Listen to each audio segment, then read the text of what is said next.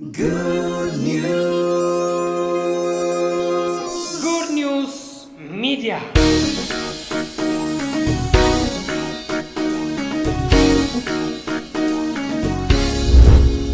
ዛሬ የምንጀምረው እንግዲህ ጸጋውን በእምነት ጨርሰናል። ዛሬ የአዲስ ኪዳን የሥርዓትን እያየን ያለ ነው። ከብሉይ ኪዳን ጋር ኮምፔር እያደረግን ነው እየተማርን ያለ ነው። ስለዚህ አሁን ዛሬ ደግሞ የምናየው የሕግና የመንፈስ አገልግሎት ልዩነቱ ምንድን ነው? የብሉይ ኪዳን አገልግሎት የሕግ አገልግሎት ነው ብለናል። ታስታውሱታላችሁ? የምን አገልግሎት? የብሉይ ኪዳን አገልግሎቶች አይደል? የኩነኔ፣ የሕግ፣ የተስፋ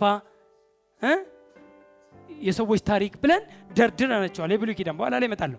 አሁን በአዲስ ኪዳን ደግሞ የአዲስ ኪዳን የአገልግሎት አቅም ወይም ፒላርስ የምንላቸው ደግሞ ጸጋ፣ እምነት፣ የመንፈስ አገልግሎትና የጽድቅ አገልግሎት ብለናል። እነዚህ አራት ነገሮች አእምሯችሁ ላይ ከተቀመጡ ልክ ሲሰበክ አንድ ሰው ሲያገለግል ከነዚህ ከአራቱ ውጪ ከሆነ ብሉይ ኪዳን ነው። ስለዚህ እናንተን ወደ አንደኛ ክፍል እየከለሳችሁ ነው ማለት ወደ ኋላ። ሕግ ሲሰብክ ወዴት እየመለሳችሁ ነው? ወደ ኋላ ወደ ብሉይ ኪዳን። ታሪክ ሲተረክ ሁልጊዜ ታሪክ ብቻ ከሆነ ታሪክ ጀምሮ ታሪክ ካለቀ በኋላ ላይ በደንብ እሱን አስተምራለሁ። ሩት ተጀምራ ሩት ላይ ካለቀ ሩት ቦዔዝ፣ ይገርማችኋል። ቦዔዝ እግር ስር ማም ተብሎ ታሪኩ ተጀምሮ እስከሚያልቅ ታሪክ ብቻ ሆኖ ከቀረ ወደ ክራይስትና ወደ አንተ ሪሌት የማይሆን ወደ አንተ ግንኙነት የሌለው የአዲስ ኪዳን አስተምሮት ካልሆነ ታሪክ ተተርኮ ታሪክ ላይ ቢያቆም የብሉይ ኪዳን እየተከለስክ ነው። ስለዚህ ወገኖች እንደ ሩት ብንሆን አይሻልም? ይላል። አልሆንም። ሩት እንደኔ ትሁን። እንዴ እኔ ያገኘሁትን መች አገኘች እሷ? እንደኛ የተካፈልነውን የልጅነት አቅም መች አገኘች እሷ? ወደ ኋላ የሚከልስ አለ። አካብ ተሰብኮ ወደ አካብ ትከለሳለህ። በኋላ ታሪክ ላይ ስመጣ ከዛ ወንድሞች ወደ አካብ ፍጹም ሙላት ልክ ያደርሷል። እኛ ደግሞ ራስ ወደሚሆን ወደ እግዚአብሔር ፍጹም ሙላት ልክ፣ ሃሌሉያ፣ ወደ ክርስቶስ እንደግ ይላል። ስለዚህ የኛ እድገት ክርስቶስ። ለዚህ ነው ክርስቶስ መሰበክ ያለበት። የአዲስ ኪዳን አስተምሮት፣ የአዲስ ኪዳን ትምህርት ፒላር ዋናው ሁሉን የሚያቅፈው የክራይስት ትምህርት ነው። የክራይስት ትምህርት ጸጋ፣ እምነት፣ የመንፈስ አገልግሎትና የጽድቅ አገልግሎት በዋናነት አራቱን ፖይንቶች እየነካን ያለ ነው። የሕግና የመንፈስ አገልግሎት ምንድን ነው? እስቲ እሺ ኦፖዚቱ ምንድን ነው? እዛ ሁለተኛ ቆሮንቶስ 3 ላይ ካስቀመጠው ነገር የሕግና የመንፈስ አገልግሎት። የሕግ እና የመንፈስ አገልግሎት ማለት የሞትና የሕይወት አገልግሎት ማለት ነው። መጀመሪያ እንዲህ ሲቀመጥ ቆንጆ ነው። የሕግ አገልግሎት የሞት አገልግሎት ተብሏል። የመንፈስ አገልግሎት የሕይወት አገልግሎት ተብሏል። በቃ ኦፖዚቱን እያየን ሴፐሬት እያደረግን እየነጠልን እየከፈልን ነው መማር ያለብን። እና ለምን ምን አለ መጽሐፍ ቅዱስ? ፊደል ይገላልና መንፈስ ግን ሕይወትን ይሰጣል አለ። ጥቅሷን አስቀምጣት። ሁለተኛ ቆሮንቶስ 3:6 እርሱም ደግሞ በመንፈስ እንጂ በፊደል ለማይሆን ለአዲስ ኪዳን አገልጋዮች እንሆን ዘንድ አበቃን። ስንቶቻችን አበቃን? እኛ ሁላችን የሚሰበከው እዚህ ቸርች ነው። ጌታ ይባረክ። ሁላችሁ የምትባሉት እዚህ ነው። ሌላው ጋር ሁሉም ክብሩን ይበላል።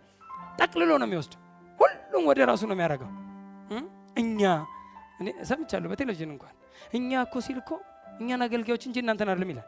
እንደሚባል ነገር የለም። ከእግዚአብሔር የተወለደው ሁሉ ከእግዚአብሔር ተወልጃለሁ ላለ ሁሉ ይሄ አቅም ተካፋይ ነው። ከእግዚአብሔር የተወለደው ሁሉ ነው የሚለው እንጂ አገልጋይ ሁሉ አይልም። የሆነ ነገር ለአገልጋይ ብቻ የተሰጠ እንትን አይደለም። ነግራችኋለሁ። ለአገልጋይ የተሰጠ ኃላፊነት ወይም ሪስፖንሲቢሊቲ እንዳለው ነው። ሪስፖንሲቢሊቲ አለው። ሪስፖንሲቢሊቲ ኃላፊነት የተሰጠው ኃላፊነት አለ። 5 ጣምራ ስጦታዎች በፊት ተምረናል አይደል? ሐዋርያ፣ ነቢያት፣ ወንጌል ሰባኪ፣ አስተማሪ፣ እረኛ፣ አስተማሪ የተባሉት 5 ጣምራ ስጦታዎች ለቤተ ክርስቲያን የተሰጠበት ሪስፖንሲቢሊቲ ኃላፊነት አለው። ኃላፊነት እንጂ ሲጀመር እንትን አይደለም፣ ማረግም አይደለም። ፓስተር መሆኔ ኃላፊነቴ እንጂ ማረጌ አይደለም። ምን ማረግ ነው? አንዳንድ ሰው ሲተዋወቅ ራሱ ፓስተር እገሌ ይባላል። ከፊት ለፊት ስሙ ይመስላል። ፓስተር ስሙ የአባቱ ስም እገሌ ይመስላል። አሌክስ ነኝ ነው የምለው። እኔ አሌክስ እባላለሁ። ምንድን ነው የምታገለግለው? ፓስተሪንግ ነው። that's my function። አገልግሎቴም በኋላ ነው ማለት ያ አገልግሎቴ ነው፣ ስራዬ ነው። በምንድን ነው የምታገለግለው? እኔ ፓስተር ነኝ። በቤተ ክርስቲያን ውስጥ ስራዬን እናገራለሁ። ነብይ እንትን አባላ ነብዩ ይባላል። የሰውየው ስም ነው የሚመስለው። ከፊት ለፊት ስሙ ይሄ እንት ማዕረግ አይደለም። የሆነ ጄኔራል ከሌ ዶክተር ከሌ እንደሚባለው የሆነ የማዕረግ አይደለም። ይሄ ኃላፊነት ነው፣ ሪስፖንሲቢሊቲ ልንሰራው የተሰጠን ኃላፊነት ነው። እጅ መባል አይጠበቅበትም ስራውን ለመስራት ወይም እጅን እጅ የሚያስብለው ስራው ነው። ስራ የሌለው እጅ አይባል።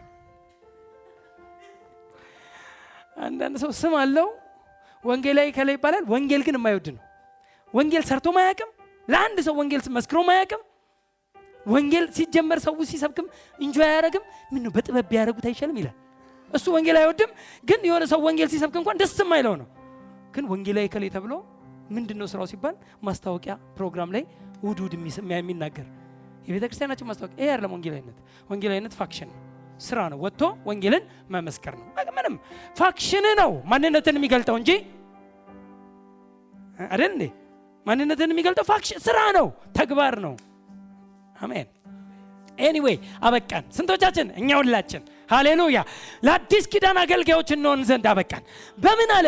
በመንፈስ እንጂ በፊደል ለማይሆን፣ በመንፈስ እንጂ በፊደል ለማይሆን ለአዲስ ኪዳን አገልጋዮች እንሆን ዘንድ አበቃን። we are qualified። ከላይ መጀመሪያ ከዚህ ቁጥር በላይ ሄዳችሁ ብትመለከቱ ብቃታችን ይላል ከራሳችን አይደለም አለ። አያችሁ? ከራሳችን ምንም እኛ የበቃን አይደለንም። በራሳችን ያመጣነው ውጤት የለም ነው። ብቃታችን በእኛ አይደለም ሲል ሰው እዛ ጋር ይቆርጣል። እዛች ጋር ቆርጦ ጥቅስም ይቆርጣል። እንደ ዳቦ ቆሎ ቆርጦ እንትን የሚያደርግ ብቃታችን ከኛ አይደለም፣ በገዛ እጃችን እኛ የበቃን አይደለንም ብሎ ይቆምና ወገኖች የበቃን አይደለንም ይላል። እንዲህ አይደለም። ይሄንን ያለው በእኛ ብቁ አይደለንም። ብቁዎች ያደረግን ቀጥሎ ፊደል ይገለልን መንፈስ ግን ይሁትን። ብቃታችን ከእግዚአብሔር ነው እንጂ በገዛ እጃችን እንደሚሆን አንዳችን እንኳን ልናስብ የበቃን አይደለንም። አሁን እዚህ ጋር ከተቆረጠ የበቃን አይደለንም ነው። በቃ ትምህርቱ የበቃን አይደለንም። ስለዚህ ተደፋ ነው። ድፍት በል በቃ ምንም አንተ የበቃ አይደለም። ወገኖቼ እንዲህ ብቁ ነን ሲሉ እንደው አያፍሩም? አፋቸው ሞልቶ ይላል። ይሄን ካለ በኋላ ማለት ብቁዎች ላይ ብቁዎች አይደለንም። አሁን ደግሞ ብቁዎች አደረገ። ብቁዎች ያልሆነው ከላይ ያወራው ብቃታችን በገዛ እጃችን አይደለም፣ በእኛ ስራ ብቁዎች አይደለንም። አንዳንድ ሰው ለፍቼ ነው ይሄን ጸጋ ያመጣሁት ይላል። ይሄንን ቅባት የተቀበልኩት ዝም ብዬ እንዳይመስልህ 40 ቀን ጾም ጸልዬ ይላል። የራሱ የሥራ ውጤት ያደርገዋል። ጸጋ የሥራችን ውጤት አይደለም፣ የእግዚአብሔር ስጦታ እንጂ። እስቲ አሜን። የእግዚአብሔር ስጦታ እንጂ የኛ የሥራ ወይም የልፋታችን ውጤት ወይም ደሞዝ አይደለም ብለናል። ደሞዝ የልፋት ውጤት ነው። ጸጋ ግን ደሞዝ አይደለም። ጸጋ ፍሪ ጊፍት አንሜሪትድ ፌቨር፣ ያልተገባ ሞገስ፣ ነፃ ስጦታ ከእግዚአብሔር እንዳው የተሰጠን። ብቆች ላልነበር ነው ብቃት ተሰጠን። ይሄ የሚያወራው ብቆች አልነበርንም፣ አሁን ግን ብቆች ሆነናል ነው ጳውሎስ። ብቆች የሆነው አሁንም በደንብ ስሙ፣ በገዛ እጃችን አይደለም፣ በእርሱ ነው። ሃሌሉያ። በእርሱ ምን ሆንን? ብቁ ተደርገናል። ምንድነው ብቃታችን? በመንፈስ እንጂ በፊደል ለማይሆን ለአዲስ ኪዳን አገልጋዮች እንሆን ዘንድ። ይሄ ነው ብቃታችን ለአዲስ ኪዳን አገልጋዮች። ሁላችን እኛ ሁላችን ምንድነን? ብቁዋን ነን፣ ሙሉዋን ነን፣ ተሞልታችኋል። እስቲ አሜን። ለአለቅነትና ለስልጣንም ራስ በሆነ ይላል ቆላስይስ 2:9 10 ለአለቅነትና ለስልጣንም ራስ በሆነ በእርሱ ሆናችሁ ተሞልታችኋል። እስቲ አሜን በሉ። እስቲ ምን ተብላችኋል? ተሞልታችኋል። እንደ ጎዶሎ አታስብ ራስህን። ባዶ ነኝ እኔ አይደለም፣ ተሞልታል። you are filled። ሃሌሉያ። ያልተሞላበት የህይወት ክፍል የለም። በመንፈስ ቢሆን ተሞልታል፣ በጸጋው ቢሆን ተሞልታል። ሙሉዋን አደረገ። ሙሉዋንና ፍጹማን ትሆኑ ዘንድ ይላል። ጌታ ይባረክ። ስለዚህ አበቃን፣ ኳሊፋይድ። ቀጥለና ምን አለ? ፊደል ይገላልና መንፈስ ግን ህይወትን ይሰጣል። ፊደል የሚያወራው ስለማን ነው? ከኔ ጋር ናቸው አይደላችሁ? ፊደል የሚለው ምን ነው? ህግን እንጂ የእግዚአብሔርን ቃል አይደለም። የእግዚአብሔር ቃልማ ህይወት ይሰጣል። አሁን የነገርኳችሁ ቃል ህይወትም መንፈስም ነው አለ ኢየሱስ። ቃል ህይወትን ይሰጣል እንጂ የሚገል አይደለም። አንዳንድ ሰው ፊደል ይገላልና ይላል። እነዚህ ዝም ብለው የሚያስተምሩ ይገል አይደለም። ትምህርትን አይደለም፣ ትምህርትን የእግዚአብሔርን ቃል አይደለም የሚያወራው። ፊደል የሚያወራው ስለ ህግ ነው። ሙሉ ሄዱና ኮንቴክስቹዋል አንብቡ አይደል? አውዳዊ ሆኑና አንብቡ ስለ ፊደል። በድንጋዮች ላይ የተጻፈ የሞት አገልግሎት የሚያወራው ስለ ህግ ነው። ስለ ብሉይ ኪዳን አገልግሎት፣ የህግ አገልግሎት፣ የህጉን ስርዓት እንጂ የሚያወራው የእግዚአብሔርን ቃል ስርዓት አይደለም። ቃልማ ሙሉ ነው የሚያደርገው። ቃልማ ሕያው ነው አይደል እንዴ? የእግዚአብሔር ቃል ሕያው ነው የሚሰራም ነው። እስቲ አሜን። ሕያው ነው። ሕያው ከሆነ ከአፍ ሲወጣ ሕይወትን ይሰጣል።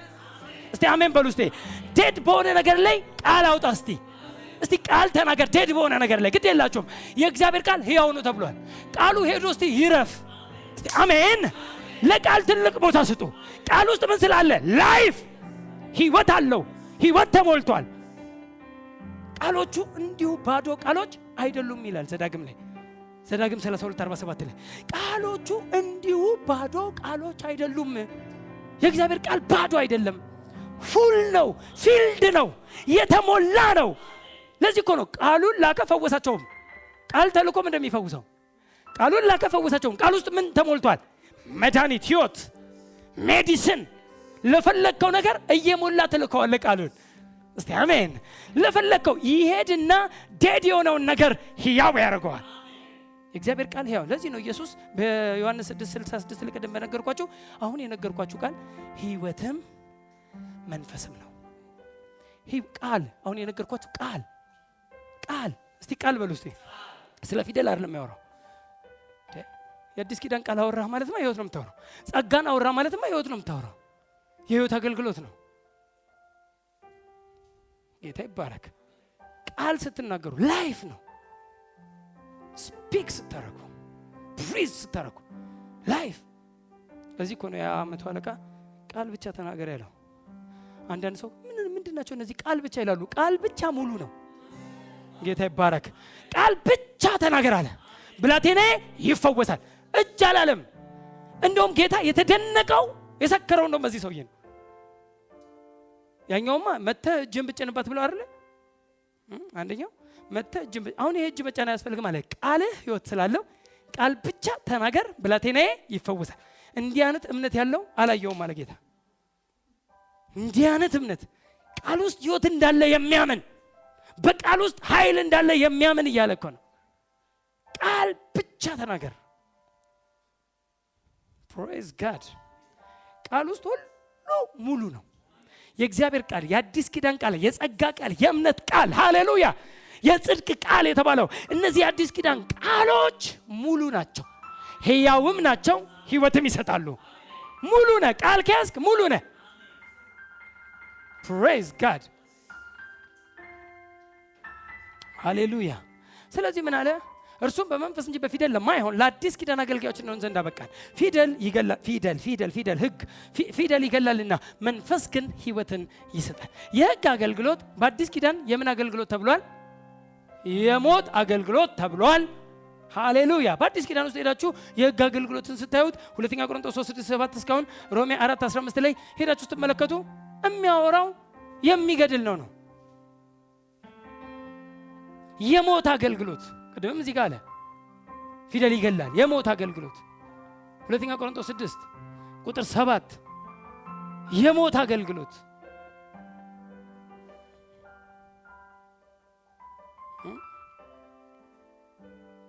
ሕጉ መቅሰፍትን ያደርጋል ይላል። መቅሰፍትን። ሁለተኛስ የምን አገልግሎት ተብሏል? የሕጉ አገልግሎት። የሕግ አገልግሎት በአዲስ ኪዳን የተነገረው ስለ ሕጉ አገልግሎት በአዲስ ኪዳን የተነገረው ቃል ምን ብሎታል? የኩነኔ አገልግሎት ብሎታል። 2 ቆሮንቶስ 3:9 አሁንም ባነበው ጥሩ ነው። 9 ላይ መጀመሪያ 7 ላውራው 6 እዚህ ላይ ስለጻፍኩት 7 ላውራው። ዳሩ ግን የእስራኤል ልጆች ስለዚያ ስለተሻረው ስለ ፊቱ ክብር የሙሴን ፊት ትኩር ብለው መመልከት እስኪሳናቸው ድረስ ያ ከኔ ጋር ናቸው። ያ በፊደላት በድንጋዮች ላይ የተቀረጸ የሞት አገልግሎት ክብር ከሆነ በድንጋዮች ላይ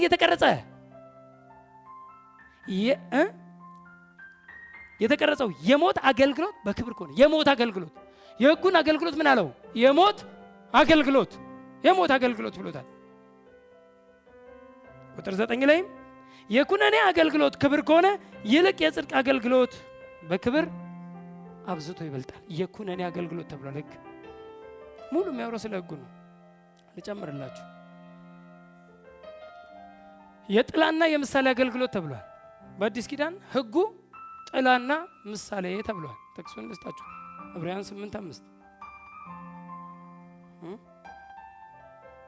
ሰው ጥላ ላይ ነው ያለው፣ አካሉ ግን አሁን በክርስቶስ ነው። ሃሌሉያ። ዕብራውያን 8:5 የምታውቁት ቃል ነው ሁልጊዜ። እነርሱም ሙሴ ድንኳኒቷን ሊሰራ ስለተረዳ ስለ ሰማያዊ ነገር ምሳሌ ጥላ የሚሆነውን ያገለግላሉ። በተራራ ላይ እንደተገለጠልን ምሳሌ ሁሉን ታደርግ ዘንድ ተጠንቀቅ ብሎት ነበርና። እንዳትረሱ፣ ለሰማያዊ ነገር ምሳሌና ጥላ የሚሆነውን አገልግሎት። ምሳሌና ጥላ። የብሉይ ኪዳን አገልግሎት የጥላ አገልግሎት ተብሏል። የብሉይ ኪዳን አገልግሎት የሕግ አገልግሎት ነው አንዱ መሰረቱ ብለናል። የሕግ አገልግሎት የጥላ ተብሏል። ይሄን እንዳለ አሁን ሄዳችሁ ስትመለከቱ የሚያወራው ስለ ሕግ ነው። ዕብራውያን 8 ላይ ስለ ሕግ ነው የሚያወራው። የሕጉ አገልግሎት የጥላ አገልግሎት ጥላ ነው። ሊመጣ ያለውን አካል ጠቋሚ ጥላ ሻዶ ነው፣ ምሳሌ ነው። ዋናው አይደለም። ዋናውማ ይመጣል ተባለ። አሁን ግን ይሄ ጥላው ነው። ጥላው ነው። ጥላ አሁን ለምሳሌ አንድ ሰው እዛ ጋር ሲመጣ ቀድሞ ጥላው ቢገባ አይተው ላታውቀው ትችላለህ። ጥላውን ተከትለ ግን ምኑ ጋር ትደርሳለህ? አካሉ ጋር አይደል? ልክ አካሉ ጋር ከደረስክ በኋላ ጥላው ይገርማል አትነው። በግራው ትደነቅ።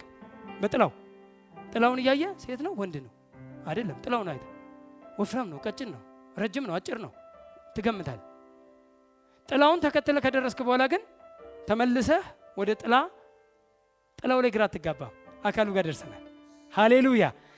ለዚህ ነው ቆላስይስ 2:16-17 ላይ አካሉም በክርስቶስ ነው አለ። ጥላውን ተከትለን ምኑ ጋር ደረስን? አካሉ ጋር ደረስን። ኦብጀክቱ ጋር ደረስን። ድሮ የሆነ ምንድነው ሳይንስ ነው የሆነ ነገር ጥላ ከዛዛ ኦብጀክት ምናምን ተብሎ የተማርነው ነበር። የሆነ ሳይንስ ነው መሰለኝ አይደል? ድሮ ኦብጀክት እና ሻዶ እየተባለ ልክ እንደዚሁ የብሉይ ኪዳን አገልግሎት የጥላ አገልግሎት ነው። ምኑ ጋር እስክንደርስ? አካሉ ጋር እስክንደርስ፣ አካሉ እስኪመጣ። ለምሳሌ ገላትያ ምዕራፍ 3:23 ላይ እምነት ሳይመጣ በፊት ሊገለጥ ላለው እምነት ተዘግተን ከሕግ በታች እንጠበቅ ነበር። ከሕግ በታች እንጠበቅ ነበር። እንደዚሁ ሕግ ወደ ክርስቶስ የሚያመጣ ሞግዚታችን ሆኗል። አሁን ግን እምነት መጥቷልና ከእንግዲህ ወዲህ ከሞግዚት በታች አይደለንም። እስቲ አሜን። ምን መጥቷልና? እምነት። መጀመሪያ ክራይስት አለ። እምነት የሚለው በክራይስት ነው፣ ምክንያቱም የእምነታችን ራስ ክርስቶስ ስለሆነ። ሃሌሉያ። ምን አለ? አሁን በደንብ ልድገመው። ገላትያ 3:23 ነው ያወራው። ገላትያ 3:23 እምነት ሳይመጣ በፊት ሊገለጥ ላለው እምነት ተዘግተን ከሕግ በታች እንጠበቅ ነበር። ከሕግ በታች ሕግ ሞግዚታችን ነበር። ሄዳችሁ ገላትያ ምዕራፍ 4 ላይም ከአንድ ጀምሮ ሄዳችሁ ብታዩ ሞግዚት እንደነበረ፣ ከሞግዚት በታች ሕፃን ልጅ ከሆነ ከሞግዚት በታች እንደሚሆን በደንብ ግልጽ አድርጎ ተናግሯል። እና ከሞግዚት በታች እንጠበቅ ነበር። ሕግ ወደ ክርስቶስ የሚያመጣ ሞግዚታችን ሆኗል። ሕግ ወደ ማን ነው የሚያመጣው? ወደ ክርስቶስ። ወይ ማን እስኪመጣ? ክርስቶስ እስኪመጣ ሕግ በሞግዚትነት አይደል እንዴ? አሁን ለምሳሌ እናት ቤቷ ልጆቿን የሚንከባከቡ ሰዎች ካሉ እንደማለት ነው። እናት እስክትደርስ ጠብቁልኝ ተብሎ በዛች በሞግዚት ተሰጥቶ ሞግዚቷ እየተንከባከበች ትጠብቃለች። ከዛ እናት እስክትመጣ ነው። እናት ስትመጣ ልጆቹም ወደ እናት፣ እናትም ወደ ልጆች። ሞግዚት ስራዋን ጨርሳለች ወደ ሌላ ስራ። ልክ እንደዚሁ ቀላል ነው። ስለዚህ ሕግ ወደ ክርስቶስ የሚያመጣ ሞግዚታችን ሆኗል። አሁን ግን እስቲ አሜን። አሁን ግን ክርስቶስ መጥቷልና መባል ሲኖርበት አይገርምም? ይቃል ሕግ ወደ ክርስቶስ የሚያመጣ ሞግዚታችን ሆኗል አለና ወደ ማን? ወደ ክርስቶስ። እንዳትረሱ ቃሉን። ወደ ክርስቶስ የሚያመጣልና አሁን ግን ክርስቶስ መጥቷልና መባል ሲኖርበት ምን አለከው? አሁን ግን እምነት መጥቷልና ከእንግዲህ ወዲህ ከሕግ በታች አይደላችሁ። እስቲ አሜን። ምን መጥቷልና? እምነት ማለት ክራይስት፣ ክርስቶስ፣ ወደ ክርስቶስ የእምነታችን ራስ የሆነው ክርስቶስ። ፕሬዝ ጋድ። ስለዚህ ክርስቶስ ጋር እስክንደርስ አካሉ ጋር። ለዚህ ነው ቆላስይስ 2:16 አካሉን በክርስቶስ ነው ያለው። ጥላ ነበረ፣ ከጥላዋን ወደ ደረስን ወደ አካሉ። አካሉ ማን ነው? ክራይስት ኤንድ ኢን ክራይስት፣ ክርስቶስና በክርስቶስ። ስለዚህ የሕግ አገልግሎት የጥላም ተብሏል፣ የምሳሌም ተብሏል። አሁን ታዲያ አሁን ሰው ወደ ጥላና ወደ ምሳሌ ሲመለስ አካሉ መጥቶ አካሉን ካገኘው በኋላ ወደ ጥላ ይመለሳል። የጥላ አገልግሎት እንስበክ እስቲ። አሁን የጥላ አገልግሎት ይገርማል። ጥላው ሴት ነው ወንድ ነው ትላለህ? አሁን ሰውየውን ካገኘ በኋላ ሰውየው ጋር ከደረስክ በኋላ አሁን ትገምታለህ? አሁን አይገመትም። ጥላ እኮ አንዳንዴ ጥላ በሻማ ብርሃን ጥላችሁን ግድግዳ ላይ ካያችሁት ይኸው ዞን የሚያል ጭንቅላት ይሁን ትላለ። አንተ ራስህ ይገርማል እያየው ጥላ። ምክንያቱም ጥላ ሁልጊዜ አካል እንዳለ ይጠቁማል እንጂ የአካሉ እውነተኛ መገለጫ ማለት ነው። አካል እንዳለ ብቻ ነው የሚጠቁመው። ጥላ ካለ አካል አለ ነው እንጂ የአካሉ እውነተኛ መገለጫ ነው እንዴ ጥላ? እዛ ጋር ያለው ትልቁ ጭንቅላት ያንተ ነው እንዴ? በቃ እውነትም እኔ ጭንቅላቴ ትልቅ ነው ማለት ነው ብላ እንትናት ግራት በቃ እኔ እኮ እስከ ዛሬ እኮ ስላላየሁት እንጂ ጭንቅላቴ ለካገብ አትልም እኮ። ጥላ አካል እንዳለ ይጠቁማል እንጂ የአካሉ ትክክለኛ መገለጫ አይደለም። ወደ አካሉ ያደርሳል። አካል እንዳለ ይጠቁመናል። አካሉን ካገኘን በኋላ ግን ጥላ ግራ ያጋባን። አካሉን ካገኘን በኋላ ትልቅ ጭንቅላት ነው ያለኝ ምናምን አትልም። አካሉ ከታወቀ በኋላ እስቲ አሜን። የጥላና የምሳሌ አገልግሎት ጥላ ነው ህግ። የፊደል አገልግሎት ተብሏል። ሁለተኛ ቆሮንቶስ 3:6-7 የህግ አገልግሎት ነው የምነግራቸው። የፊደል አገልግሎት። የፊደል አገልግሎት ደግሞ ምን ያደርጋል ብለናል? ፊደል ይገላል። አትስረቅ ባለኝ መስረቅን ባላወቅኩ፣ አትመኝ ባለኝ መመኘትን ባላወቅኩ። ምኞት እንዳለ መስረቅ እንዳለ የነገረኝ ህግ ነው። ህግ እስከሚመጣ እኮ ኃጢአት አይታወቅም ነበር አለ። ህግ መጣና ኃጢአተኝነትን አጎላ፣ ኃጢአተኝነትን አሳየ። ህግ አይደለም ችግሩ። ሰው ኢምፐርፌክት ስለሆነ ፐርፌክት የሆነው ህግ ሁሌ ኃጢአተኛ ነው ይላል። ጸጋው መጥቶ ገላገለ እንጂ ጌታ ይባረክ። በጣም እኮ እንደው አሁን በህግ ቢሆን እኮ ከባድ ነው እኮ። የህግ ዘመን ውስጥ ብንሆን ወደ ኋላ ተከለሱ። ጌታ ይባረክ። ማንም አይከልስህ። የህግን አስተምሮት እያስተማረ ማንም አይከልስህ። የብሉይ ኪዳን አገልግሎት ተሽሯል። ሌላው የኃጢአትና የሞት ህግ አገልግሎት ተብሏል። ሮሜ 8:2 ላይ የኃጢአትና የሞት ህግ አገልግሎት። ሌላው ነቀፋ ያለበት ተብሏል። ውራጅ ተብሏል። የማይጠቅም ተብሏል። ፍጹም የማያደርግ ተብሏል። ሮሜ ምንድነው? ዕብራውያን 8:7 ዕብራውያን 8:13 ዕብራውያን 7:18-19 ሄዳችሁ ተመልከቱ። አሁን ያልኳችሁ አሁን የ8:17-13 ውራጅ የማይጠቅም ይሏል። ፍጹም የማያደርግ አገልግሎት ዕብራውያን 7:18-19 ፍጹም የማያደርግ ፍጹም ቢያደርግ ኖሮ ህግ እያለ ማለት ነው። ፍጹም የማያደርግ ፐርፌክት አያደርግም። ችግር እንዳለበት ብቻ ነው የሚነግርህ ህግ። ህግ ሁሌ ይኮንናል። የህግ አገልግሎት ሁሌ ኩነኔ ነው። የኩነኔ አገልግሎት ብለን የለቅድም ህግ ሁሌ ኩነኔ ነው። አንተም ብሎ ይልሃል። አያችሁ ህግ አንተም ብሎ አማኝ፣ አንቺም ብሎ ክርስቲያን። አሁን አንተ ክርስቲያን ነህ ትኮነናል አይደለም ትላለህ። አሁን አንተ የእግዚአብሔር ልጅ ነኝ ትላለህ ይላል ህግ። የህግ አገልግሎት ሁሌ ወገኖች ሆይ ከመድረክ ነው እሱ ነገር አስቆኛል። ከመድረክ ነው መጀመሪያው ማጸዳው ብሏል ጌታ። ይሄው ኩነኔ ነው፣ ኮንደምኔሽን።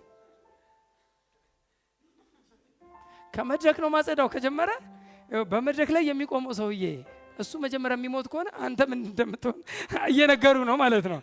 አንተማ ትበተናለህ ትባል ነው ማለት ነው። እሱ ፐርፌክት ነው ተብሎ እንደሚባል ነገር የለም። የአዲስ ኪዳን አገልግሎት አይደለም የኩነኔ አገልግሎት። እንግዲህ በክርስቶስ ኢየሱስ ላሉት አሁን ኩነኔ የለባቸውም። በክርስቶስ ኢየሱስ ላሉት ለምንድን ነው ኩነኔ የሌለባቸው? የክርስቶስ ኢየሱስ ፕሬዝ ጋር ሮሜ 8 ከሞትና ከኃጢአት ህግ አርነት አውጥቶኛልና አርነት ስለወጣ ኩነኔ የለብህም ነው። ህግ ሁሌ ይኮንናል። ሁሌ ደንግጠ ፈርተ ጨለማ አለ ከፊት ተብለ ከወጣ ግራ ተጋብተ ከወጣ ኩነኔ ነው፣ ኮንደምኔሽን። እናንተም ብሎ አሁን እንዴት ትጸድቃላችሁ ይላል። አሁን እኔ ጻድቅ ነኝ ስትል አታፍርም እንዴ ይላል። ያላፍርም። ቃሉ ጻድቅ ነኝ ስላለኝ ጻድቅ ነኝ ይላል። እንዴት አፍራለሁ? ከቃሉ በላይ እኔ የትኛው ትሁት ነኝ? ከቃሉ በላይ እኔ ማረባ እኔ ኮሽኳሻ እኔ እንትን እምል አይደለሁም። እኔ ማረባ አይደለሁም፣ የምረባ የተባረኩ የእግዚአብሔር ልጅ ሃሌሉያ። ቃሉ አከበራቸው ነው የሚለው። የከበርኩ ጻድቅ ተባል፣ ጻድቅ ልጅ ተባል፣ ልጅ በአብ ቀኝ የተቀመጥኩ ጌታን ሁሌ ግንባሩን ምስም ጉንጩን ጌታ አጠገቡ ያለው እግዚአብሔር ይባረክ። ማን ነው የሚያወርድ ወስዶ የሚፈጠፍተ? ይኸውላችሁ እስቲ ትምህርት ዝም ብላችሁ ቼክ አድርጉ። እንደው ዝም ብዬ እንደው ራፍ ላይ ልንገራችሁ። ቼክ አድርጉና ስትኮነኑ ወይ የኩነኔ ትምህርት ሲሆን ብዙ ጊዜ አስተማሪውን ሄዳችሁ ድረሱበት። የቱ ጋር እንዳለ ሄዳችሁ የሚጠቅሰውን ጥቅስ ሄዳችሁ ካገኛችሁ ብሉይ ኪዳን ነው። ኩነኔ ነው የሚያመጣው። ብሉይ ኪዳን በቃ እንደዚህ ነው። ብሉይ ኪዳን ድሮም እንደዚህ እያላቸው ነው። ትጠፋለህ ትጠቀልላለህ እያለ ነው ያስተማረው። ብሉይ ኪዳን መቼም አይዞ አንተ ከሞትና ከኃጢአት ጋር ነጥተሃል አይልም ብሉይ ኪዳን። አዲስ ኪዳን ነው የሚለው። አዲስ ኪዳን ነው። በክርስቶስ የሆኑት ማንነታቸው የተለወጠ ጻድቅ የሆኑ ቅዱስ የሆኑ አሸናፊ የሆኑ የበላይ የሆኑ ማንነታቸው ግን ጻድቅ ማንነታቸው የጽድቅን ፍሬ ያፍራ ብሎ ማስተማር እኮ ጤናማ ነው። የጽድቅን ፍሬ አፍሩ፣ የቅድስና ኑሮ ኑሩ፣ ቅዱስ ስለሆናችሁ ተቀደሱ ከተባለ ብሉይ ኪዳን ትምህርት ነው። እግዚአብሔር በመካከላችሁ ያልፋልና ተቀደሱ። የቱ ጋር ነው ጥቅሱ? ዘጸአት። ይወትፋል እግዚአብሔር በመካከል አይደለም፣ አሁን ባንተ ውስጥ ያኔ ያልፋል ነው እኮ። አሁን አንተ ውስጥ ቁጭ ያለ እግዚአብሔር እያለ ገና አንተ እንደማትረባ እንደማትችል ሰው እኮ ይኸውላችሁ የኩነኔ ትምህርት ካለ ቸርች መሄድ ይከብደዋል። ከፊት የሚቀመጥ የነበረው አራተኛ ላይ ይቀመጣል፣ አራተኛ ላይ ይቀመጥ፣ ከዛ ስምንተኛ ላይ ይሄዳል፣ ከዛ ዳር ላይ ይቀመጣል። በዛው ሾልኮ ምን ነው ቢቀርብኝ ብሎ ይሄዳል። እየተኮነነ ነው ወደ ኋላ የሚሄደው ሲኮነን ነው ሆ ሲል፣ ከዛ በዛው ዲመን እንደ በረኛ ነው የሚጠብቀው፣ እንደ ጣሊያን በረኛ ይቀልበዋል። የኩነኔ አገልግሎት ሰዎችን ሰርበው አውጥቷል ከቸርች። ብዙዎች ተኮንነው ለሰይጣን ታልፈው ተሰጥተዋል። ለሰይጣን ታልፈው ሰይጣን ቀልቧቸዋል። ጌታን እየወደዱ ውስጣቸው ጌታን እየወደደ ጌታን እያፈቀሩ ጠርሙስ ይዘህ ተገኘ ተብሎ በዛው የሚሰረብ ቸርች እንዳደርስ የተባለ ስንሰው አለ። ጠርሙሱን ይዞት ይምጣኛ ጋር ጠርሙሱ እጁ ላይ እስኪያረጅ አስተምረዋለሁ። እጁ ላይ አርጅቶ ይጥለዋል ራሱ።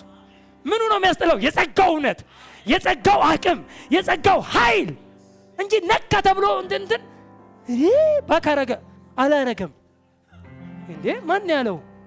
በማመረጃ በየትኛው ማስረጃ? በየትኛው ማስረጃ? ጫቱ እጁ ላይ እስኪያረጅ አስተምረዋለሁ።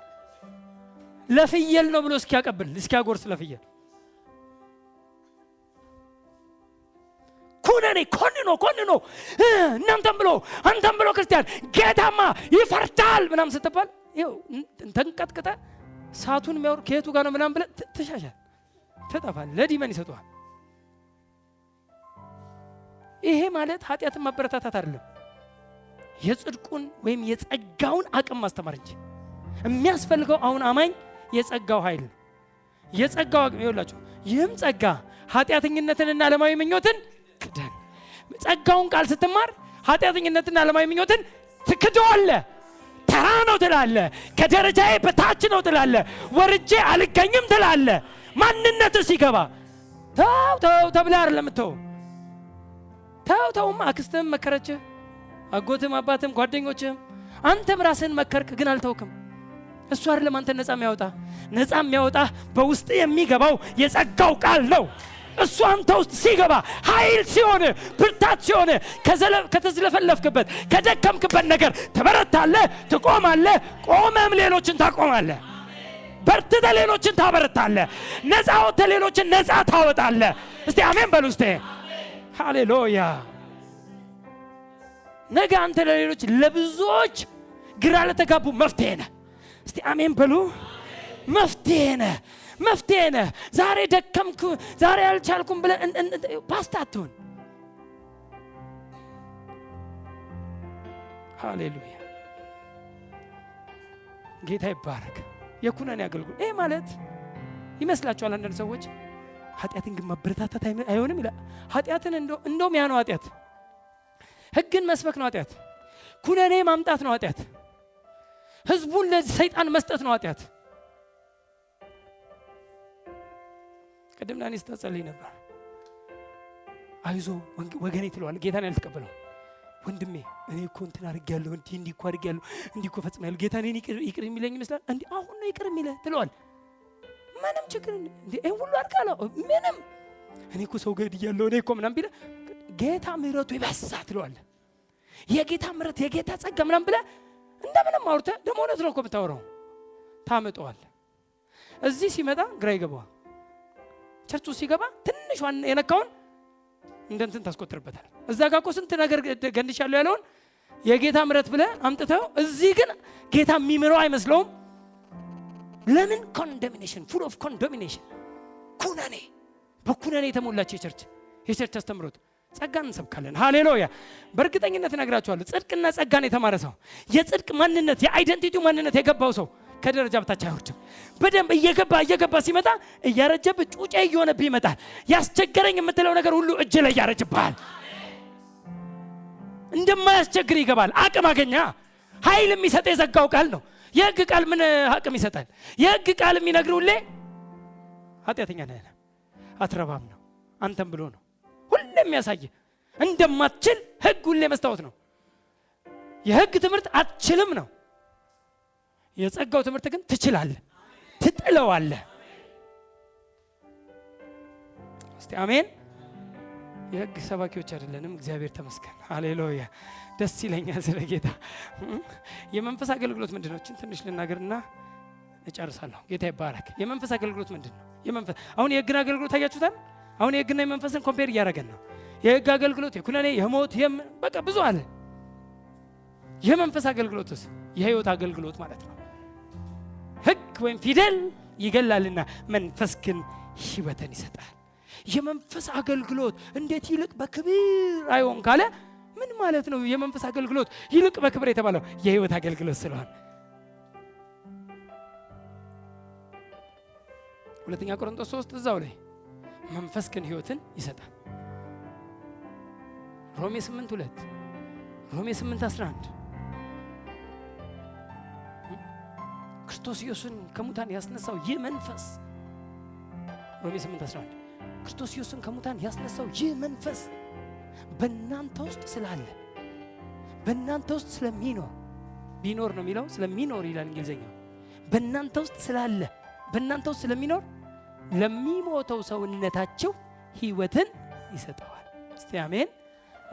ክርስቶስ ኢየሱስን ከሙታን ያስነሳው ይህ መንፈስ። እስቲ አሜን። እስቲ እንድታወሩት ፈልጋለሁ፣ ውስጣችሁ እንዲገባ ፈልጋለሁ። ክርስቶስን ያስነሳው በሉ እስቲ ይህ መንፈስ በእኔ ውስጥ ስላለ ለሚሞተው ሰውነቴ ሕይወትን ይሰጣል። ያ መንፈስ አንተ ውስጥ ካለ የሕይወት መንፈስ ስለሆነ ሕይወትን ይሰጣል። ክርስቶስን ከሙታን ያስነሳው ማለት ሞቶ ለነበረው ክርስቶስ ሕይወትን የሰጠው ማለት ነው።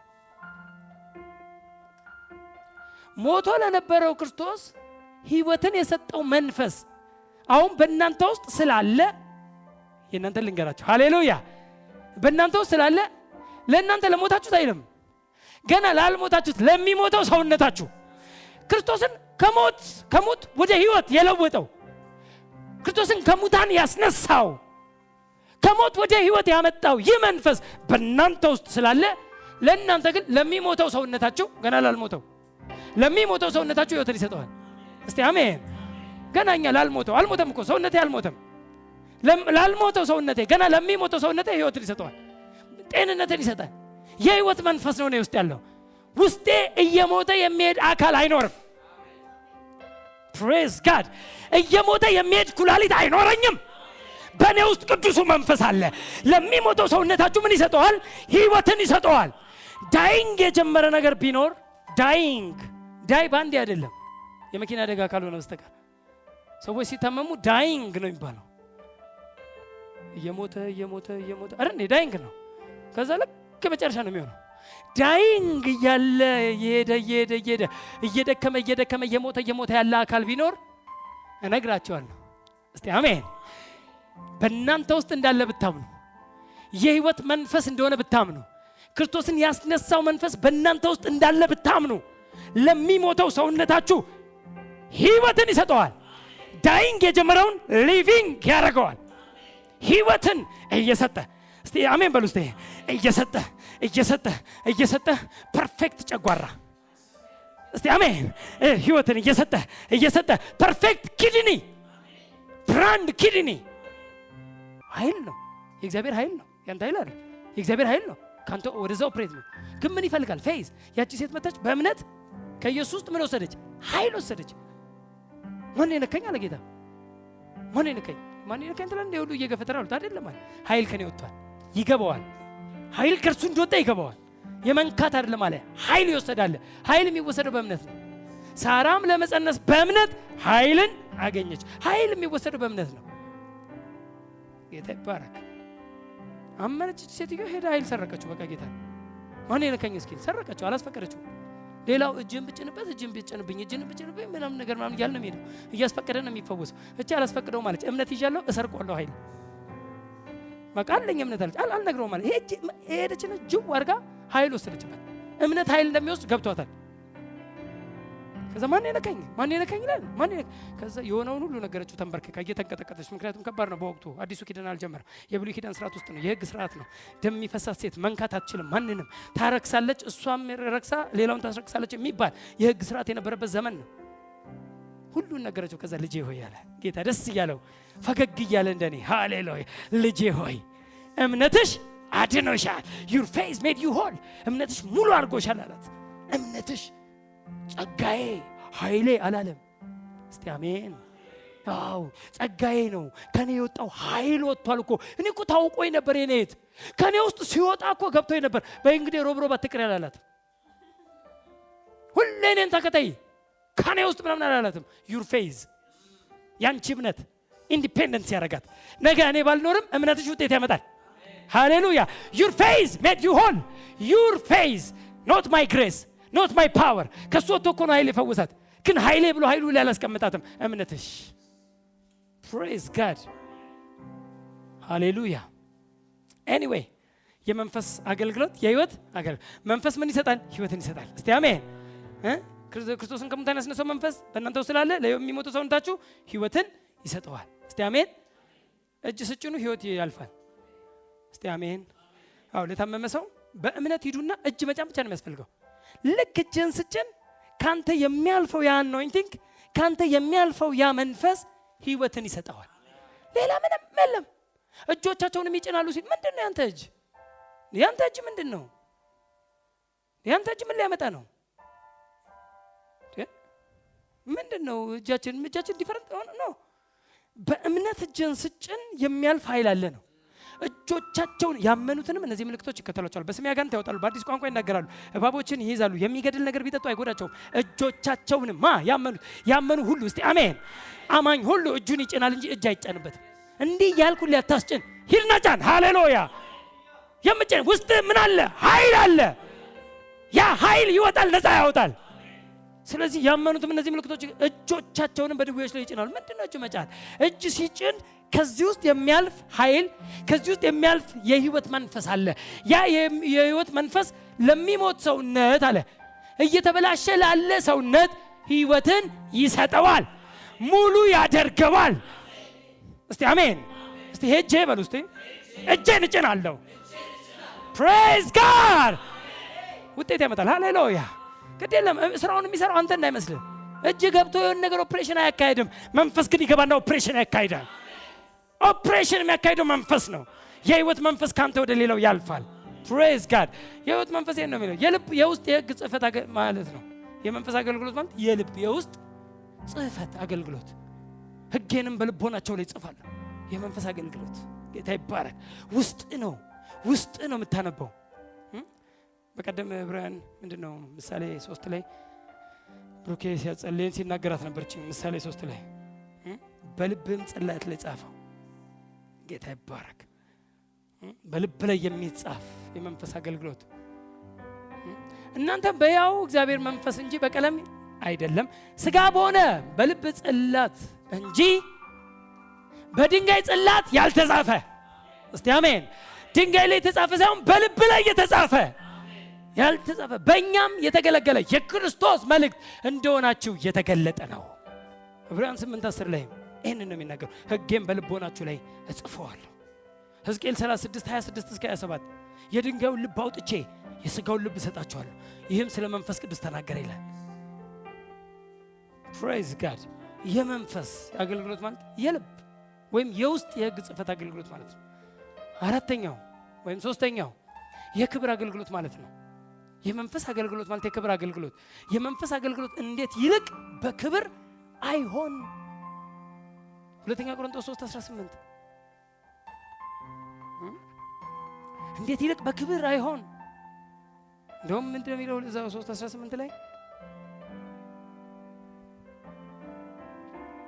የጌታን መልክ እንደ መስታወት እያብለጨለጭን መንፈስ ከሚሆን ጌታ እንደሚደረግ ያን መልክ እንመስል ዘንድ ከክብር ወደ ክብር እንለወጣለን። ምን ብሎ ሲጀምር ይሄንን ከማለቱ በፊትስ ምን ብሎ? የጌታ መንፈስ ባለበት በዚያ አርነት አለ ብሎ። እኛም ሁላችን የጌታን ክብር እንደ መስታወት እያብለጨለጭን እኛ ሁላችን የጌታን ክብር እንደ መስታወት እያብለጨለጭን መንፈስ ከሚሆን ጌታ እንደሚደረግ ያን መልክ እንመስል ዘንድ ከክብር ወደ ክብር። የክብር አገልግሎት ፕሬዝ ጋድ የነጻነት ወይ አርነት አገልግሎት ማለት ነው አሁን የተናገርኩት። ጌታ ግን መንፈስ ነው። የጌታ መንፈስ ባለበት በዚያ አርነት አለ። አንድ ቨርሽን ምን ይላል?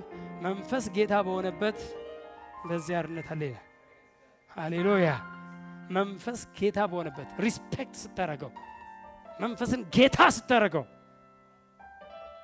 መንፈስ ጌታ በሆነበት በዛ ነጻነት አለ። ሃሌሉያ። የነጻነት አገልግሎት ማለት ነው። የመንፈስ አገልግሎት አለ እንዴ? በቃ ኦኬ። እሺ 4 ደቂቃ አለኝ። እሺ ሕግ በክርስቶስ ተሻረ። ጨርሳትና እሺ ፕሬዝ ጋድ። የመንፈስ አገልግሎት ብዙ ነው። የመንፈስ አገልግሎት እሺ፣ በጣም ይሄ ብቻ ነው አሁን ለፖይንት ያህል እንጂ የመንፈስ አገልግሎት ብዙ ነው። በመንፈስ እየተመራ የምታገለግለው አገልግሎት ማለት ነው። መንፈስ የሚመራ በመንፈስ ተነርተ ብዙ ነው አይደል? የመንፈስ አገልግሎት እሺ ነው። እንደ ዋና ዋና ፖይንቶቹን ላስቀምጥ ብዬ ነው። ከሕግ አገልግሎት ልነጥለው ብዬ ነው። የመንፈስ አገልግሎት የተለየ አገልግሎት ነው። ስለዚህ ሕግ በክርስቶስ ተሻረ። ሕግ እንዳልደግም ሳምንት ሕግን ዛሬ ልጨርሳት። ሕግ በክርስቶስ ምን አለ? ተሻረ። ተሽሯል። እሺ ይሄ ታዲያ ምንድነው? ማቴዎስ 5:17 እኔ ሕግና ነቢያትን ለመሻር የመጣው አይምሰላችሁ፣ ልፈጽም እንጂ ለመሻር አልመጣሁም። ታዲያ ኢየሱስ ልሽር አልመጣሁም እያለ ሕግ ተሻረ ማለት ምን ማለት ነው? አይደል? የሚያስጠይቅ ነው። ሕግ በክርስቶስ ተሻረ ሲባል እንዴ እኔ ሕግን ልሽር አልመጣሁም፣ ልፈጽም እንጂ ልሽር አልመጣሁም። እውነት ነው። ኢየሱስ ሕግን ሊሽር አልመጣም። ምን ሊያደርግ? ሊፈጽመው። ሲፈጽመውስ ተሻረ። ሲፈጽመው ነው የተሻረው እንጂ ሕግ የለም ለማለት አልመጣሁም ነው። ቆሜ ሕግ ካሁን በኋላ የለም ልል አይደለም። ሕግማ በእግዚአብሔር ነው የተሰጠው። በእግዚአብሔር የተሰጠው ደግሞ ሊፈጸም ግድ ነው። የሚፈጽመው አካል እስካሁን አልተገኘም። አሁን ግን እኔ ምን አደርገዋለሁ? እፈጽመውና ፍጻሜ ያደርግለታለሁ። ለሕግ ምን ፍጻሜ፣ ማብቂያ፣ ዴድ ታይም፣ ኤክስፓየሪ ዴት አደርግለታለሁ። ግን ምን በማድረግ? በመፈጸም። ሁለተኛ ቆሮንቶስ 3:17 ላይ ዳሩ ግን የእስራኤል ልጆች ስለዚያ ስለተሻረው ስለፊቱ ክብር የሙሴን ፊት ትኩር ብለው መመልከት እስኪሳናቸው ያ በፊደላት በድንጋዮች ላይ የተቀረጸ የሞት አገልግሎት በክብር ከሆነ ከላይ እንዳትረሱ ስለተሻረው። ቁጥር 11 ያ ይሻር የነበረው በክብር ከሆነ ጸንቶ የሚኖረውማ እጅግ በክብር ሆኗል። ያ ይሻር የነበረው ይሻር ነበር ማለት ነው። ልጨምርላችሁ 13 የዚያንም ይሻር የነበረውን መጨረሻ ትኩር ብለው የእስራኤል ልጆች እንዳይመለከቱ በፊቱ መጋረጃ እንዳደረገ እንደ ሙሴ አይደለንም። ምኑን? ያን የዚያንም ይሻር የነበረውን መጨረሻ ይሻር ነበር ማለት ነው። ይሻር የነበረውን መጨረሻ ልጨምር። ቁጥር 14 ነገር ግን ሐሳባቸው ደነዘዘ። ብሉይ ኪዳን ሲነበብ ያ መጋረጃ ሳይወሰድ እስከ ዛሬ ድረስ ይኖራል። ብሉይ ኪዳን ሲነበብ ብሉይ ኪዳን የሚነበብ ነው። ባይዘው ነህምያ 8 ላይ ሄዳችሁ ስታዩ የሕጉን መጽሐፍ ከፈተው እስከ 6 ሰዓት ድረስ አነበበው ነው ሰበከው። አዲስ ኪዳን ብሉይ ኪዳን ላይ አይሰበክም፣ ይነበባል። ምን ይሰበካል? ምን ይሰበካል? የአዲስ ኪዳን ሰባኪዎች ናቸው የብሉይ ኪዳን የሚሰብኩት እንጂ የሚያስቀው ያኔም እኮ የሚነበብ ነው። ያኔ ማለት ይኸውላችሁ። ነገር ግን ብሉይ ኪዳን ሲነበብ ያ መጋረጃ ሳይወሰድ እስከ መቼ? እስከ ዛሬ። ዛሬም በከፍተው ብሉይ ኪዳንን መጋረጃ ነው ውስጥ የምከተው። ያ መጋረጃ ሳይወሰድ እስከ ዛሬ ድረስ ይኖራልናልና በክርስቶስ ብቻ የተሻረ ነውና። እስቲ አንድ ሰው አሜን ይበል እስቲ። በክርስቶስ ብቻ የተሻረ። ስለዚህ ሻረው አልሻረውም? ሻረው። በክርስቶስ ብቻ የተሻረ ነው። የተሻረው በክርስቶስ። ክርስቶስ ሕግን በመፈጸም ሻረው። በክርስቶስ ላሉትም ተሽሯል ማለት ነው። ክርስቶስ ሕግን ሊሽር አልመጣም። ልክ ነው። ሕግ ግን በክርስቶስ በመፈጸሙ ምክንያት ተሽሯል። ክርስቶስ የሕግ ፍጻሜ ነውና። ምን ማለት ነው? ክርስቶስ የሕግ ፍጻሜ ነውና ለሕግ ፍጻሜ ያደረገለት እንዲያበጀለት ክርስቶስ ነው። ክርስቶስ የሕግ ፍጻሜ ነው። ሮሜ 14 ነው ማወራው። ክርስቶስ የሕግ ፍጻሜ ነው ይላል። የሕግ ፍጻሜ ሕግን ያስቆመው ለሕግ መጨረሻ የሰጠው ክርስቶስ ነው። ምን በማድረግ ኮማዋ እንኳን ሳትቀር በመፈጸም ከሕግ ነቁጣ እንኳን ይላል። ነቁጣ ማለት ኮማ ማለት ነው በእንግሊዘኛው። ኮማ ሳትቀር ነው የሚፈጸመው። የማይፈጸም የሚባል የለም። ፐርፌክት ነው። ሎው እኮ አይደለም ችግሩ። ሎው እኮ በእግዚአብሔር የተሰጠ ስለሆነ ፐርፌክት ነው። ግን ኢምፐርፌክት ለኢምፐርፌክት ሰዎች ነው የተሰጠው። ቋንቋዬ እንዴት ነው? ፍጹም የሆነው ሕግ ፍጹም ላልሆኑ ሰዎች ነው የተሰጠው። ስለዚህ እንዴት ይፈጽሙታል? አይችሉም። ማንም ሊፈጽም አይችልም። ኃጢአተኛው ፐርፌክቱን ሕግ መፈጸም አይችልም። ስለዚህ ነው ፐርፌክቱ ሰውዬ መጥቶ እስቲ አሜን ሕግን ሁሉ ምን አደረገው? ፈጸመው። ከዛ በክርስቶስ የሚያምኑ ያለው ለዚህ ነው በክርስቶስ የሆኑት በክርስቶስ የሚያምኑ ሁሉ እነሱ ከክርስቶስ ጋር ፈጽመውታል። ለዚህ ነው ጽድቅ ሆኖ የሚቆጠርልህ። ሃሌሉያ። ሕግን የፈጸመ ይጸድቃል ከተባለ ብሉይ ኪዳን ቃሉ አይሻርም ከተባለ ክርስቶስ ሕግን ሲፈጽም ጻድቅ ሆነ። በክርስቶስ ያመኑ ሁሉ ጻድቅ ሆኑ። በክርስቶስ ዕብራውያን 7:18 ቆላስያስ 2:14 በእኛ ላይ የነበረውን የሚቃወመንንም በትእዛዛት የተጻፈውን የዕዳ ጽሕፈት ምን አደረገው? ደመሰሰው። ተሽሯል። እስቲ አሜን። ደመሰሰው፣ ሰረዘው፣ ተደመሰሰ። የዕዳ ጽሕፈት ሁሉ አይቆጠርብንም ለኛ። እስቲ አሜን። አይቆጠርም። አሁን በቃ ተደመሰሰ። ፍጻሜ ያደረገለት መስቀል ላይ እርሱንም በመስቀል ጠርቆ ከመንገድ አስወግዶታል። አንዱ ከመንገድ የተወገደው ሕግ ነው። ሕግ ሲጠረቅ ሰይጣንም አብሮ ተጠረቀ። አብሮ እዚህ ነው የአለቆችና የባለስልጣናትን ማዕረግ በመግፈፍ በመስቀሉ ድል ነስቶ የሚለው ቀጥሎ ቁጥር 15 ላይ በመስቀሉ ድል ነስቶ ከመንገድ አስወግዶታል የተባለው ሰይጣንም ልክ ሕግን ነበር እየተከተለ ሰይጣን ሰዎችን አኪዩዝ የሚያደርገው። ሕግን ፍጻሜ ሲያደርግለት ዲመንም አብሮ ፍጻሜ ሆነለት። ሃሌሉያ። አሁን ሕግ እኛን ስለማያነበን ሰይጣን አያነበንም። እስቲ ጠላት በሉ እስቲ አያነበኝም። ሃሌሉያ። ጠላት እንደዚህ አድርጎብኝ፣ ጠላት እንደዚህ ቢዝነስሽን ይዞ ንብረትሽን ይዞ እንትን ሊያጠፋ ትዳርህን ሊበትን ምናምን የሚባል ነገር የለም። ጠላት አንተን አያነብህም፣ አያውቅም። ጠላት ካለበት ዓለም ከፍ ብለዋል። ካለቅነት፣ ከጌትነት፣ ከስልጣናት፣ ከኃይላት ሁሉ በላይ በቀኙ ሲያስቀምጠን ክርስቶስን በቀኙ ያስቀመጠው እኛም በቀኙ ያስቀመጠን። በቀኙ ተቀመጠን። ከምን በላይ? ከኃይላት፣ ከጌትነት፣ ከስልጣናት፣ ከኃይላት ሁሉ በላይ። ስለዚህ ሰይጣን እንዴት ነው የሚያይ? አትገኝም እኮ በክርስቶስ ተሰውራችኋል እኮ ይላል። እስቲ አሜን በሉ እስቲ። ቆላስይስ እኮ ነው የምነግራችሁ። በክርስቶስ ተሰውራችኋል፣ በክርስቶስ ውስጥ ተሰውራችኋል። you are hidden in Christ። አንተና ያንተ የሆነ ሁሉ በክርስቶስ ተሰውሯል። ክርስቶስን ያሸንፈ አንተን ያሸንፋል። ለምን? you are hidden in Christ አይደል ሲስተር? አሁን እዚህ ቤት ውስጥ ካለን ለምሳሌ ድንጋይ ከዛኛው ጋር ቢወረወር ይሄን ቤት ካለፈ ነው አረኛ እኛ እዚህ ውስጥ ተሰውረናል። የፈለገ ድንጋይ ቢወረወር ግንቡን እንጂ እኛን አያገኘንም። ይሄን ግንብ ካለፈ ግን ድንጋዩ እኛን ያገኘናል። ኢየሱስን ያሸነፈ አካል ወይም የሚያሸንፍ አካል ካለ እኛን ያሸንፈናል። we are hidden in Christ። እንጆይ አድርጉ እስቲ አሜን በሉ እስቲ። የትም ሀገር ስትሄድ እጅን ኪስ ከተ እኔ I am hidden in Christ። ሃሌሉያ። የሆነ ሰው እኮ በቃ የሆነ ሀገር ሲሄድ ያልተሸነፈ ሰይጣን ያለ ይመስላል። የዚህ ሀገር ጠላት እንዴት ይሆን? እባብ እዚህ ሀገር እኮ ዘንዶ አለ ይላል። ዘንዶ አይደለም ምንም ይኖር እባብና ጊንጡን ትረግጡ ዘንድ አንተ ከላይ እንደሆንክ ማመን ነው። አንተ በክርስቶስ ውስጥ እንደተሰወርክ ማመን ነው። የትም ሀገር ስትሄድ፣ የትም ሰፈር ብትገባ፣ የትም ቦታ ብትሄድ ሰው እኮ ፈሪ ነው። ፈሪ ያደረጉት እኮ አገልጋዮቻችን ናቸው። ፈሪዎች ያደረጉት ህዝቡን ፈሪ ያደረገው አገልጋይ አይደል? እንደ እውነትን እንነጋገር ከተባለ የጠላት ጡንቻ እየተሰበከ ጠላት እንዲህ ሊያረጋት ሊበላት ሊጠጣ ስንት የሚወራው ስለ ጠላት ጡንቻ አይደል? ቸርች ላይ በጠላት በአናቱ ላይ ተረማመዳለህ ያለ ማን ነው? ጨብጠው እሱ ነው አገልጋይ። አንተ ብርሃን ቀድሞ ጨለማ ነበራችሁና ኤፌሶን 5:8 ቀድሞ ጨለማ ነበራችሁ አሁን ግን በጌታ ብርሃን ናችሁ። ብርሃን ደግሞ በጨለማ ላይ ያበራል ጨለማም አላሸነፈውም። 4 ነጥብ። ጨለማ የማያሸንፍ የጨለማው ጉልበት የማያሸንፍ የማይደርስብህ ከፍ ያልክ ስልጣን የተሰጠ የእግዚአብሔር ልጅ የትም ቦታ ብትሄድ በክርስቶስ ውስጥ ነህ።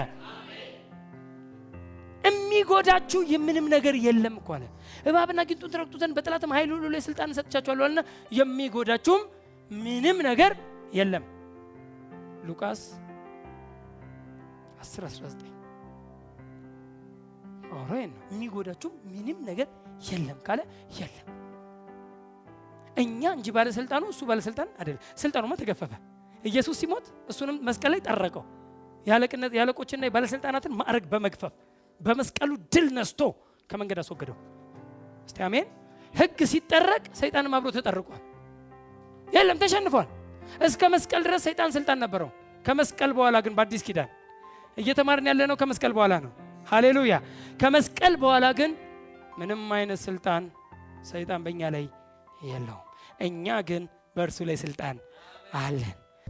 ይህ ትምህርት የግሬት አርሚ ፌስ ቸርች መስራችና ባለራዕይ በሆኑት በፓስተር አለማየሁ ሽፈራው የተዘጋጀ ሲሆን ተጨማሪ ትምህርቶችን ለማግኘት ሲፈልጉ በስልክ ቁጥራችን 0911 57 53 68 ይደውሉ። ግሬት አርሚ ፌስ ቸርች